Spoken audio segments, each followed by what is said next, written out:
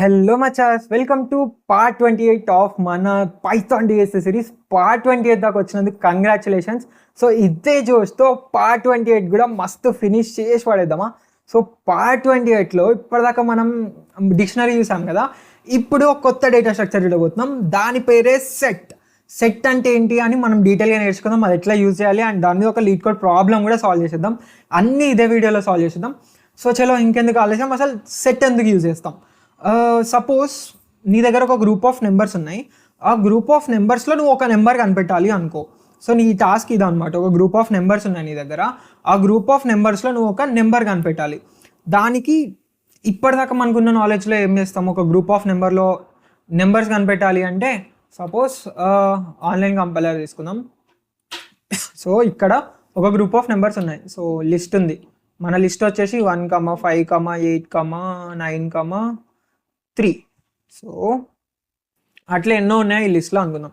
So ఇప్పుడు మనకి ఇప్పటిదాకా ఉన్న నాలెడ్జ్ తోటి అందులో ఒక నెంబర్ ఉందా లేదా అని ఎట్లా కనిపెడతాం. పైథాన్లో ఒకటి ఉంటుంది, సరే ఇఫ్ ఐ ఇన్ ఎల్ఐ అని ఉంటుంది. అది డైరెక్ట్ ఐఎల్ఐలు ఉందా లేదా అని చెప్తుంది. సపోజ్ ఇఫ్ 5 ఇన్ ఎల్ఐ అన్నా అనుకో, అది డైరెక్ట్ 5 అనేది ఎల్ఐలు ఉందా లేదా అని చెప్తుంది. ఉంటే ఎస్ ప్రింట్ ఎస్, ఎల్స్లో ఇక్కడ అంటే లేకపోతే నో ప్రింట్ చేద్దాం. So no.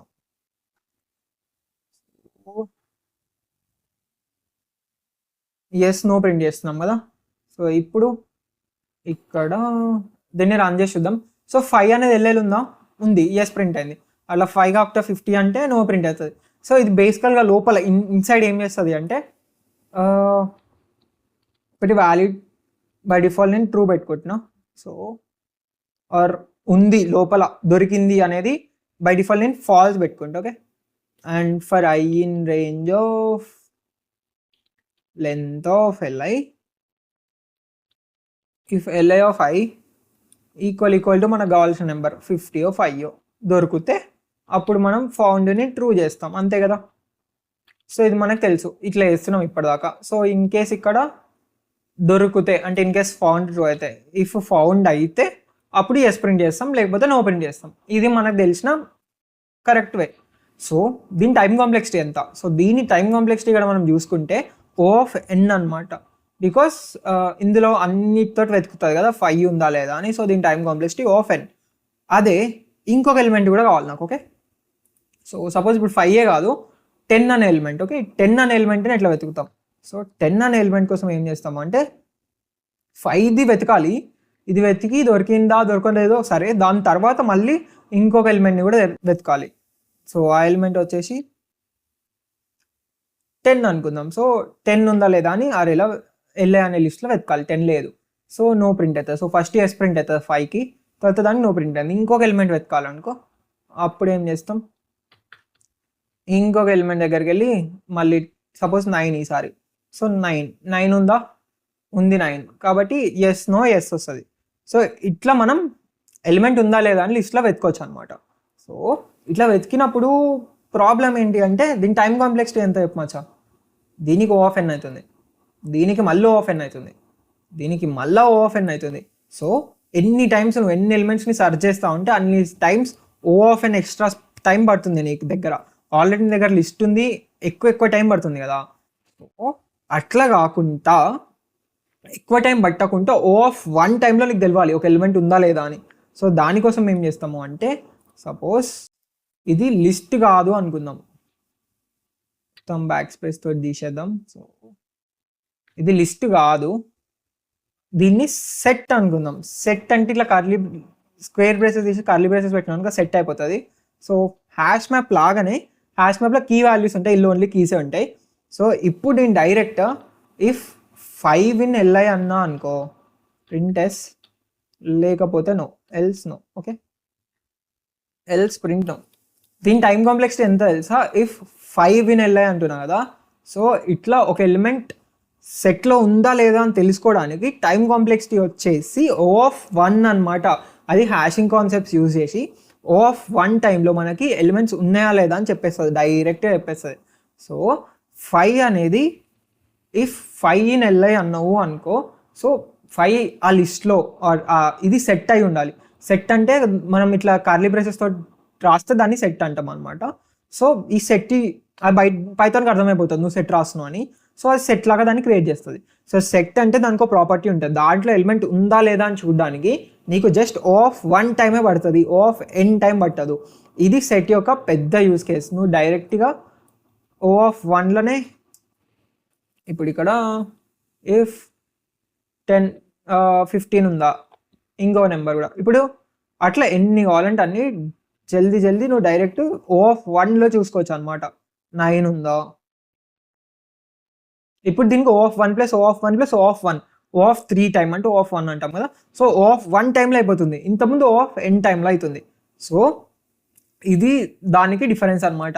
O ఆఫ్ 1 టైంలో మనం ఎలిమెంట్స్ ఉన్నాయా లేదా అని చెప్పగలుగుతాం. సో ఇప్పుడు మనం కొన్ని అసలు సెట్ ఎట్లా క్రియేట్ చేయాలి, సెట్ యూస్ కేసెస్ చూద్దాం. సో బేసిక్గా సెట్ని ఎట్లా క్రియేట్ చేస్తాం మనం అంటే, సెట్ నేనైతే ఎస్ అని తీసుకుంటా సెట్కి. ఇన్ కేస్ స్ట్రింగ్ ఉంటే అప్పుడు మారుస్తాయి ఏమన్నా. S equal to SCT set of అని ఇట్లా ఓపెన్ అండ్ క్లోజ్ పారెంథసిస్ ఇచ్చినావు అంటే ఒక ఎంటీ సెట్ క్రియేట్ అవుతుంది అనమాట. అండ్ ఇంకొక వే వచ్చేసి S ఈక్వల్ టు ఇట్లా ఇచ్చి దీంట్లో ఏదో ఒక వాల్యూస్ ఇవ్వాలి, లేకపోతే ఆ డిక్షనరీ అవుతుంది, సెట్ కాదు. ఓకే, ఇట్లా ఎంటీ పెట్టినావు అనుకో, డిక్షనరీ కదా మనం ఇట్లా క్రియేట్ చేసేది. బట్ అలా కాకుండా ఇట్లా వాల్యూస్ ఇచ్చినావు అనుకో అప్పుడే సెట్ అవుతుంది. ఓకే, సో మనం సెట్ని బేసిక్గా ఇట్లా క్రియేట్ చేస్తాం, ఒక ఎంటీ సెట్. అండ్ సెట్లోకి ఏమైనా యాడ్ చేయాలి అంటే s.add 5 అంటే సెట్లోకి 5 యాడ్ అవుతుంది. s.add 6 అన్నా అనుకో అప్పుడు సెట్లోకి 6 యాడ్ అవుతుంది అనమాట. ఇప్పుడు నేను ప్రింట్ S చేస్తాను. Okay, print S. ఇప్పుడు నేను ప్రింట్ S చేసినప్పుడు ఆ సెట్ ప్రింట్ అవుతుంది. సో సెట్లో ఏమేమి ఉన్నాయి, 5 6 ఉన్నాయి సెట్లో. సో S ప్రింట్ చేసినప్పుడు 5 6 ప్రింట్ అయింది. సెట్కి ఇంకో ప్రాపర్టీ కూడా ఉంటుంది, లైక్ యాక్సెస్ చేయడం O ఆఫ్ 1 కదా. ఇంకో ప్రాపర్టీ ఏంటో తెలుసా, డూప్లికేట్స్ని మెయింటైన్ చేయదు సెట్.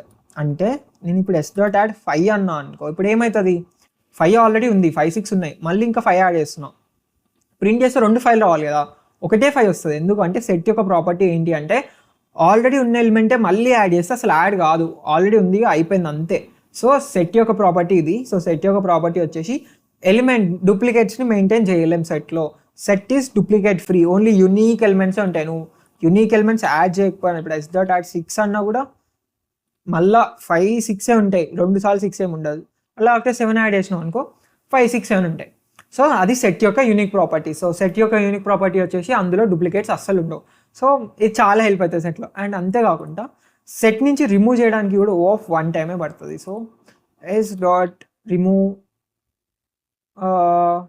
6 అందాం. సో 6ని రిమూవ్ చేసేస్తుంది, అందులో నుంచి తీసేసింది. సో దానికి కూడా O ఆఫ్ 1 టైం. సో ఇది బేసిక్గా ఎట్లా యాడ్ చేయాలి, ఎట్లా రిమూవ్ చేయాలి, సెట్లో ఉందా లేదా అని ఎట్లా చూడాలి. సో సెట్లో ఉందా లేదా అని ఇలాగనే చూస్తాం కదా. 5 in S print yes.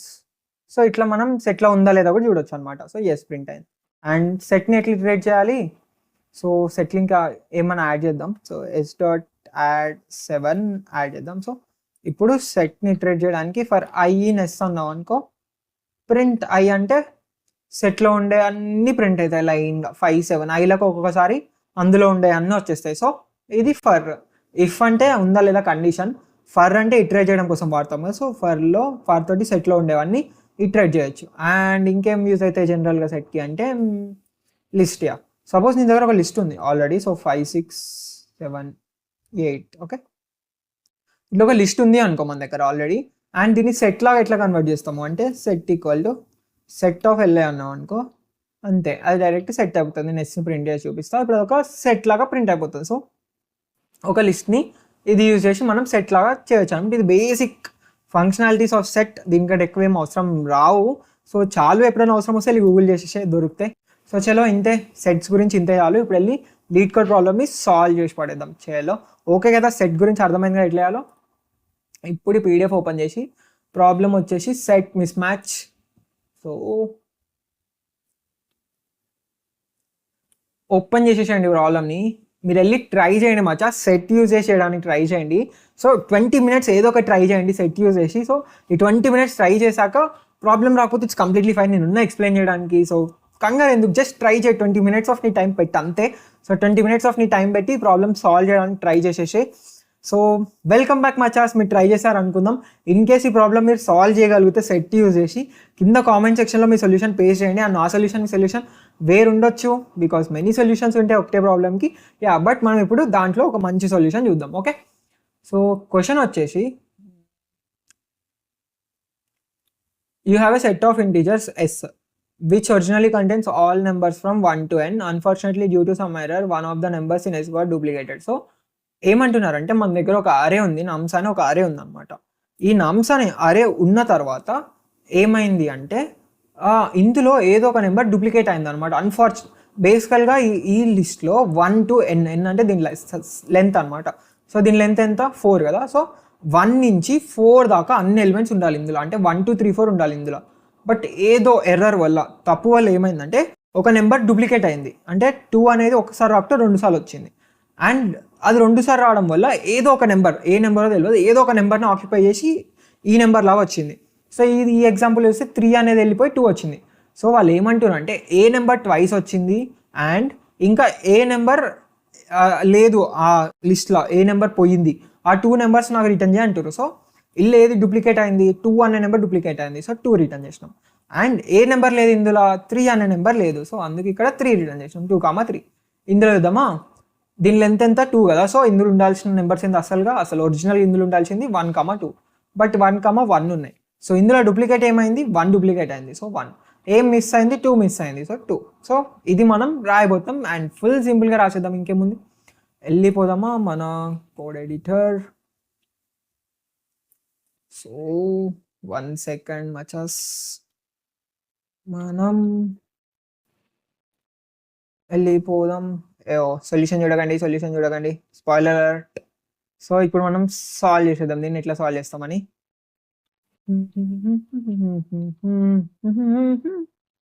So మనం ఎర్రర్స్ని రెండింటిని రిటర్న్ చేయాలి. ఒకటి వచ్చేసి డూప్లికేట్, ఇంకోటి వచ్చేసి మిస్సింగ్. సో డూప్లికేట్ అని ఒకటి నేను -1 తీసుకుంటున్నా. సో ఈ వేరియబుల్లో ఏం డూప్లికేట్ అయిందో దాన్ని స్టోర్ చేయాలి. మిస్సింగ్ అని కూడా ఒకటి తీసుకుంటున్నా. నేను -1 తీసుకున్నా, మీకు నచ్చింది తీసుకోండి. ఉట్టిగా ఇనిషియలైజ్ చేసి పెడుతున్నా అంతే. అండ్ ఇప్పుడు నేను ఏం చేస్తా అంటే, సో డూప్లికేట్ అయిందా లేదా అని ఎట్లా తెలుస్తుంది తెలుసా? ఒక సెట్ని క్రియేట్ చేస్తా. ఫస్ట్ సెట్ని క్రియేట్ చేసిన తర్వాత for I in range of length of నమ్స్ అంటే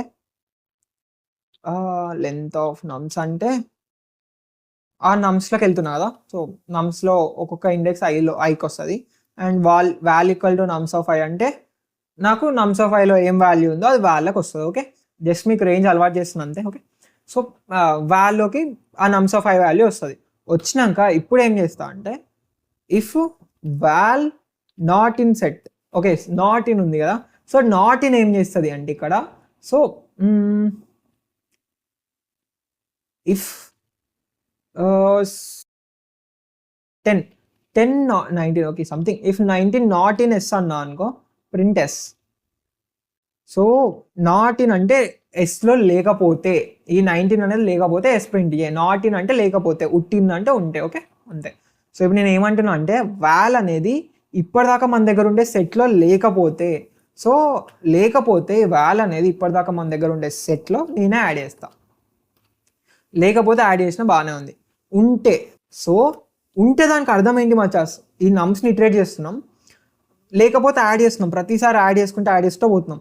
సో ఎల్స్కి వచ్చిందంటే దానికి అర్థం ఏంటి అంటే, ఆ సెట్ అనేది ఆ వాల్ అనేది ఆల్రెడీ ఉంది, ఈ స్ట్రింగ్లో, ఈ నమ్స్లో ఆల్రెడీ అది ఉంది, మళ్ళీ వచ్చింది అని అర్థం. సో మళ్ళీ వచ్చింది అంటే దానికి అర్థం ఏంటి? అది డూప్లికేట్ అయింది అనమాట. So duplicate equal to val అనేద్దాం. సో ఏం డూప్లికేట్ అయిందో మనకు తెలిసిపోయింది. ఓకే, ఇది మంచిగా ఉంది, డూప్లికేట్ దొరికేసింది. ఇప్పుడు ఏం చేయాలి? మనం మిస్సింగ్ కనిపెట్టాలి. అంటే ఈ నమ్స్లో నుంచి ఏ నెంబర్ మిస్ అవుతుందో మనం కనిపెట్టాలి. సో ఏ నెంబర్ మిస్ అవుతుంది ఇక్కడ చూస్తే, సో అక్కడ మనం మంచిగా చూస్తే ఏ నెంబర్ మిస్ అవుతుంది అంటే ఎట్లా కనిపెడతాం? సో ఎట్లా కనిపెడతాం ఆలోచించండి మచాస్. జనరల్గా ఏ నెంబర్ మిస్ అవుతుంది అని ఎట్లా కనిపెడతాం అంటే, మనకి తెలుసు ఏమేమి నెంబర్స్ ఉంటాయి ఇలా అని. 1 2 3 4 ఉండాలి. సో 1 నుంచి ఆ లెంత్ దాకా ఉండాలి అని మనకు తెలుసు. అండ్ ఏమేమి ఉన్నాయో తెలుసు. సో మనం ఏం చేస్తాము అంటే 1 నుంచి 4 దాకా వెళ్తాం. 1 చూస్తాం, 1 ఉందా అని చూస్తాం, మళ్ళీ ఉంటే ఓకే. 2 చూస్తాం, 2 ఉందా అని చూస్తాం, ఉంటే ఓకే. 3 చూస్తాం, 3 ఉందా అని చూస్తాం, ఉండదు. సో 3 లేదు కాబట్టి ఈ మన మిస్సింగ్ వచ్చేసి 3. సో అది మనం రాద్దాం. సో ఎట్లా రాస్తాము? ఫస్ట్ 1 నుంచి for I in range of 1 నుంచి లెంత్ ఆఫ్ నమ్స్ లాగా చెక్ చేయాలి కదా, +1. ఎందుకంటే 4 కూడా చెక్ చేయాలి. ఇక్కడ 1 2 3 4 చెక్ చేయాలి. 0 1 2 3 కాదు. 1 ఉందా, 2 ఉందా, 3 ఉందా, 4 ఉందా అని చెక్ చేయాలి. So for I in range of 1, length of nums plus 1 దాకా చెక్ చేస్తా. ఏం చెక్ చేస్తా, if I not in S అయితే, ఎస్లో ఐ లేకపోతే, ఎస్లో ఐ లేకపోతే, సో ఎస్లో ఐ లేకపోతే నేను ఏం చేస్తా, direct missing equal to I అనేస్తా. So so missing equal to I అనేస్తా. సో ఇది మిస్ అవుతుంది అని అర్థం. అండ్ తర్వాత లాస్ట్కి ఏం చేస్తా, రిటర్న్ చేసేస్తా. ఏమేమి కావాలి మనకి, డూప్లికేట్ని రిటర్న్ చేయాలి and at the same time మిస్సింగ్ని రిటర్న్ చేయాలి. సో డూప్లికేట్ని మిస్సింగ్ని రెండింటిని నేను రిటర్న్ చేసి పాడేస్తాం అచ్చా. ఈ ఫైండ్ ఎర్రర్ నమ్స్ అనే ఫంక్షన్ తోటి ఆ రెండింటిని రిటర్న్ చేసి పడేసి ఇప్పుడు రన్ చేసి చూద్దాం ఏమవుతుందో, మన టెస్ట్ కేస్ పాస్ అవుతుందో లేదో. సో పాస్ అయిపోయింది, తర్వాత సబ్మిట్ చేసేద్దాం. లెట్స్ సి ఏమవుతుందో. So let's see, submit. So submit కూడా అయిపోయింది మచ్చా. సో ఇట్లా మనం సెట్ని యూజ్ చేసి ఇక టైం కాంప్లెక్సిటీ చూద్దామా. సో ఇది నాట్ ఇన్ సెట్ అనేది O ఆఫ్ 1 టైం కాంప్లెక్సిటీ కదా. సో ఇది O ఆఫ్ 1 అండ్ ఇది O of n. So O of n time complexity, ఇది కూడా O ఆఫ్ n. ఇది O of 1 if I not in S అనేది. So O of 1 O of n, O of n plus O of n ఎంత, O of 2n అనమాట. So మొత్తానికి దీన్ని మనం return చేస్తే మొత్తం దీని టైం కాంప్లెక్సిటీ వచ్చేసి O ఆఫ్ nలో అయిపోతుంది మనకి. సో O ఆఫ్ nలో దీన్ని సాల్వ్ చేయగలిగినాం. ఇన్కేస్ సెట్ అనేది మనకు తెలియకపోతే, సెట్ హ్యాష్ మ్యాప్ లేకపోతే దీని టైం కాంప్లెక్సిటీ ఎన్నో O ఆఫ్ n స్క్వేర్కి అట్లా వెళ్ళిపోతుండే. సో అట్లా కాకుండా మనం సింపుల్గా సాల్వ్ చేసి పడేసినాం O ఆఫ్ nలో యూజింగ్ సెట్ అనమాట. సో ఇట్లా మనకి చాలా హెల్ప్ అవుతుంది. అండ్ ఇంకా వేస్లో చేయొచ్చు దీన్ని, ఇదే అనట్లే సార్టింగ్ యూజ్ చేసి O ఆఫ్ n log nలో చేయొచ్చు. బట్ బేసికల్గా సెట్ యూజ్ చేసి మనం ఇట్లా సాల్వ్ చేయగలుగుతాం మంచి ప్రాబ్లమ్ని. సో మనం ఎట్లా పోతున్నాం అసలు, ఈ సిరీస్ ఏంటి అంటే మన డిఎస్ఎస్ సిరీస్ ఉంది కదా. సో ఫస్ట్ బేసిక్స్ నేర్చుకున్నాం అనమాట, సింటాక్సెస్ నేర్చుకున్నాం, దాని తర్వాత హ్యాష్ మ్యాప్ మీద ప్రాబ్లమ్ సాల్వ్ చేసినాం, ప్యాటర్న్స్ చేసినాం. సో ఇట్లా మెల్లమెల్లగా బేసిక్స్ని మనం గట్టిగా చేసుకున్నాం కదా. సో ఇప్పుడు మనం ఉన్న లెవెల్కి హ్యాష్ మ్యాప్లో మంచి ప్రాబ్లమ్స్ కూడా సాల్వ్ చేసేసినాం. సో మనం నెక్స్ట్ ఏం చేద్దామంటే ఇట్లా మెల్లమెల్లగా ఇంకొన్ని ఈ లిస్ట్ మీద ప్రాబ్లమ్స్ సాల్వ్ చేసి తర్వాత స్లైడింగ్ విండో అండ్ 2 pointers అని ఒక కాన్సెప్ట్కి వెళ్ళిపోదాం. దాని మీద 20-30 ప్రాబ్లమ్స్ సాల్వ్ చేసేద్దాం. అది చాలా ఇంపార్టెంట్. సో బేసికల్గా నువ్వు ట్రీస్ అవి వచ్చిన దాకా వెయిట్ చేయకండి మచ్చా. ట్రీస్, గ్రాఫ్స్ అవన్నీ కావాలి అంటే ఫస్ట్ ఇవన్నీ పర్ఫెక్ట్గా ఉండాలి. బికాజ్ ఇంటర్వ్యూలో ఎట్లా అడుగుతారు అంటే, ఇంటర్వ్యూలో బేసికల్గా 2 or 3 క్వశ్చన్స్ అడుగుతారు. అందులో ఫస్ట్ క్వశ్చన్ వచ్చేసి ఇట్లాంటి క్వశ్చన్స్ అడుగుతారు. నువ్వు ఇట్లాంటి క్వశ్చన్స్ వాళ్ళు నిన్ను 5 minutesలో or 10 minutesలో చేయాలని ఎక్స్పెక్ట్ చేస్తారు, ఈజీ క్వశ్చన్స్ ఇట్లాంటివి. సో నువ్వు ఇట్లాంటి క్వశ్చన్స్ చేయలేకపోతే అప్పుడే నీకు ఎందుకు అంత పెద్ద క్వశ్చన్స్, లైక్ వాళ్ళు నువ్వు ఇదే చేయలేదు అనుకో, మిగతా క్వశ్చన్స్ సమ్టైమ్స్ నిన్ను అడగరు కూడా, బికాస్ నువ్వు ఈజీగా చేయలేకపోతున్నావు అని. సో ఇవి చాలా ఇంపార్టెంట్. నువ్వు 40 lakhs జాబ్కి పోయినా వాళ్ళు 5 questions అడుగుతారు అనుకో, అందులో ఫస్ట్ క్వశ్చన్ ఇట్లాంటిది అడుగుతారు. సో దానికి చాలా ఇంపార్టెంట్ ఈ అరేస్ మీద క్వశ్చన్స్, ఈ sliding window and 2 pointers, hash map questions, ఇది చాలా ఇంపార్టెంట్. సో ఇవి అడుగుతారు, ఇవి నేర్చుకోను. ఇవి నేర్చుకుంటున్నావు అంటే సమ్ జాబ్ కోసం నేర్చుకుంటున్నావు అనే ఫిక్స్ అయిపో, బికాస్ ఇవన్నీ ఇంపార్టెంట్. నువ్వు చెప్పలేవు, కొన్ని కంపెనీస్లో ఇవి మాత్రమే అడిగి నేను జాబ్కి కూడా సెలెక్ట్ చేయొచ్చు. అది ఇంటర్వ్యూర్ మీద డిపెండ్ అవుతుంది అనమాట. ఇంటర్వ్యూర్కి నచ్చితే, లైక్ కొన్నిసార్లు ఎట్లా తెలుసా, నేను నా ఫ్రెండ్ ఒక ఇంటర్వ్యూకి పోయినాం అనుకో, నాకు వేరే ఇంటర్వ్యూర్, అతను వేరే ఇంటర్వ్యూర్. నాకు గ్రాఫ్స్ రేంజ్లో క్వశ్చన్స్ అడిగి అతనికి అరేస్ రేంజ్లో క్వశ్చన్స్ అడగచ్చు, ఆర్ నాకే అరేస్ రేంజ్లో క్వశ్చన్స్ అడిగి అతనికి గ్రాఫ్స్ రేంజ్లో క్వశ్చన్స్ అడగచ్చు. డిపెండ్స్ ఆన్ ఇంటర్వ్యూర్ అనమాట. ఒక ఇంటర్వ్యూర్ చాలా ఎక్స్పెక్టేషన్స్తో ఉంటాడు, ఇంకో ఇంటర్వ్యూర్ నార్మల్ ఎక్స్పెక్టేషన్స్తో ఉంటాడు. ఒక ఇంటర్వ్యూర్ ఫుల్ డిఎస్ఏ వచ్చు, అతను ఫుల్ డిఎస్ఏ అడుగుతారు. ఇంకో ఇంటర్వ్యూకి లైట్గా వచ్చు, సో లైట్ కొడతారు. అండ్ కొన్ని కంపెనీస్లో ఇట్లా అవుతుంది, బట్ మ్యాక్సిమం పెద్ద పెద్ద కంపెనీస్లో అయితే వాళ్ళు స్టాండర్డ్స్ మెయింటైన్ చేస్తారు, వాళ్ళకి ప్రీ డిఫైన్డ్ క్వశ్చన్స్ ఉంటాయి, సో వాళ్ళు కరెక్ట్ అడుగుతారు.